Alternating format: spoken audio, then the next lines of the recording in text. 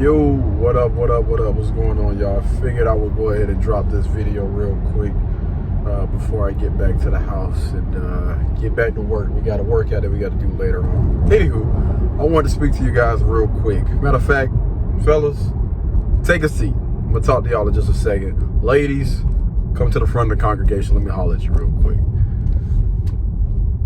Women, mothers, I'm going to give you a little hack real quick, all right? This right here is going to save a lot of frustration, a lot of arguments, all of those good things, right? I'm gonna go ahead and give you a gift, right? You can thank me later for this.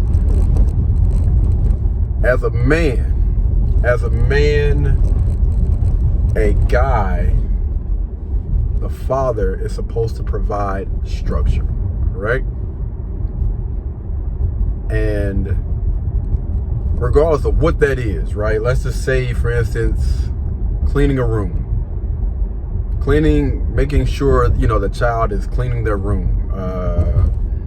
Making sure a child is, going to bed on time. Making sure that, a child straightens up his shoes. Making sure that, your child is well-mannered. They're saying yes sir, no sir when an adult asks them a question. Yes ma'am, no ma'am when, an adult asks them a question. Being respectful, all of those good things, those great things that's going to help a child develop great character.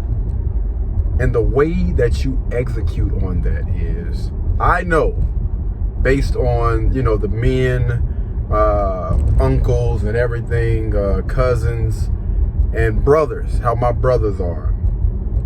And I see, when children get older, like you can kind of see how that's actually helping them, later on in life. Manners go a long way. Those character skills and all of those things are developed at a young age. And the way that you really execute that is, again, the father provides the initial structure, but you as a mother, as a wife or whatever, what you do is you continue to make sure that that child is pretty much following a suit. Because especially early on in life, I mean, if you look back to, I don't even know what, 50, 100, 1,000 years ago, in the beginning, that child is going to mainly be with that mother. And then when a child is old enough to go out and work the fields or go out and hunt and everything, then that child is around his father, right?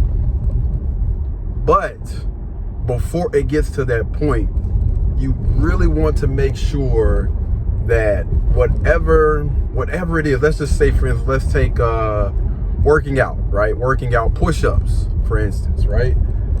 If a child is supposed to do 10, 20, 30 push-ups, and let's just say, for instance, the father is at work, he's away from the house or whatever,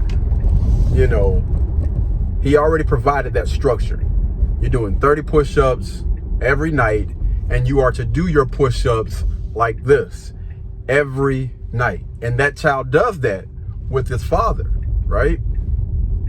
The mother, it is your duty to make sure that you uphold that child to those standards. Whatever the father's standards are when it comes to those push-ups, listen, you have so much energy to put towards all the rest of those other things. This is so freaking important, because what this does is, again, this is helping that child develop character, all right? And getting that child to understand that you don't just do this because you're in front of your dad. You don't just do this or, stick to those 30 push-ups or do things a certain way just because your dad is here. This is expected across the board. This is what I expect out of you. This is what he expects out of you. This is what his teacher, your teacher expects out of you. Like, there is a certain level that I think that a lot of people don't honestly understand. Like, you know, and some people may look at it as, you're being a little bit too hard or too harsh or whatever. Understand this, man. This world is not easy. And it's up to you as a parent, as a mother, to make sure that you, again, make sure that that child is sticking to those guns, whatever that may be. I just use push-ups for an example, but that can apply across the board, right? Making sure that whatever is asked of you, you make sure that you do that to the best of your ability every single time. All right. I want your best. I'm not asking for perfection, but I want your best. I don't want you to slack off just because I turned my head. I don't want you to slack off because your dad is not here. I don't want you to slack off because, that person that you look up to or whatever that's holding you to a certain standard is not here. I expect that, they expect that, we expect that out of you every single day that you're doing something. And again, what this is going to do is it's going to set that child up for success in the future, right? You are preparing that child right now. That child right now has those training wheels on, right? They got the training wheels on, and you're just helping them and guiding them and teaching them to understand that, it is not okay to have but this thing. If y'all know what I mean, I'm not gonna curse. Have but this thing, all right? Each and every day, I want your best, son. Each and every day, I want your best, daughter, whatever.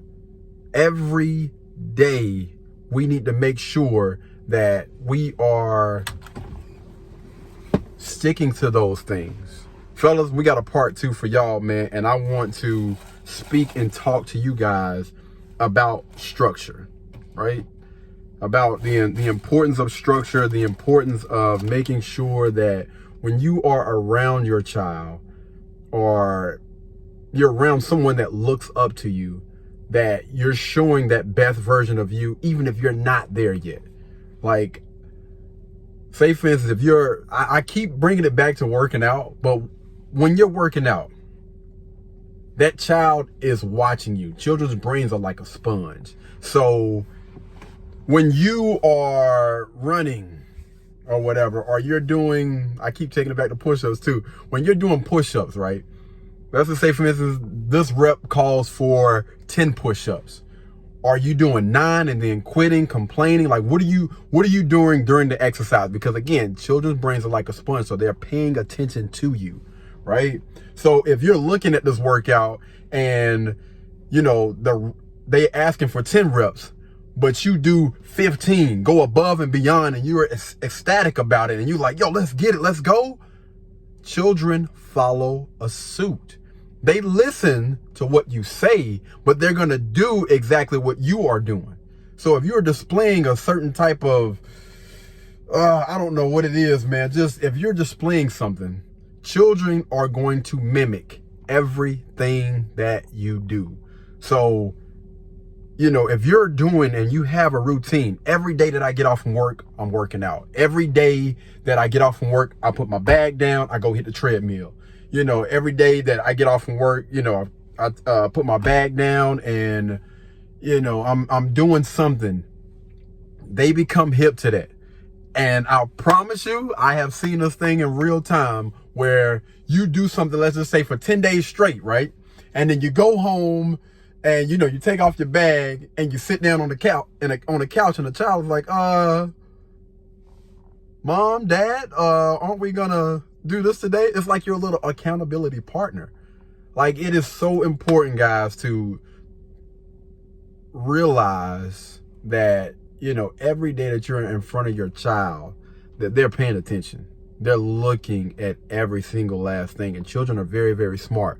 Don't let them play you, okay? Because children will play you. Again, if they're doing something in front of somebody, but somebody else come in the room and they start to behave or act in a certain way, you have to let them know that is unacceptable. All right. It is not acceptable for you to act a donkey, just because this person has walked in a room. It is not okay for you to slack off just because this person has walked out of a room. We have to hold them to those standards each and every day. All right. Again, we're not asking for perfection, but I do want your best. All right. And in most cases, y'all know I'm not one of those people that believe in running in the victim Olympics, making excuses and everything like that, because what that does is when you make excuses, that little one that you're raising, that little one that y'all are raising, guess what they do? They follow a suit. So if you're behaving, if you are displaying certain things, that's exactly what that child is going to do. And that's exactly why we have to up these doggone standards, man. Again, I'm not asking for perfection, but I do want your best. And if I have seen you with my own two eyes do these things on Monday and Tuesday, and you think just because somebody is not here on Wednesday that it's okay, it don't work like that. All right.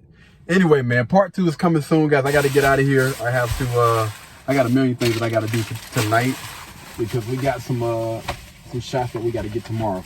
But remember what I said, ladies, please, all right, understand how important you are in that child's life. All right, male or female, very, very important. And the standards that you continue to hold those children to are the things that they take with them later on in life, when they go and apply for a job, when they're playing sports. Like, that stuff starts right now. It starts today. It don't start when they get in the 6th grade. It starts right now. You need to be planting those seeds right now. And if the father, stepfather, or whatever has planted those seeds, then you need to make sure that, you know, you're upholding your end of everything, because that child is dependent on you. All right. Anyway, I'll see you guys later, man. Y'all be blessed. Peace.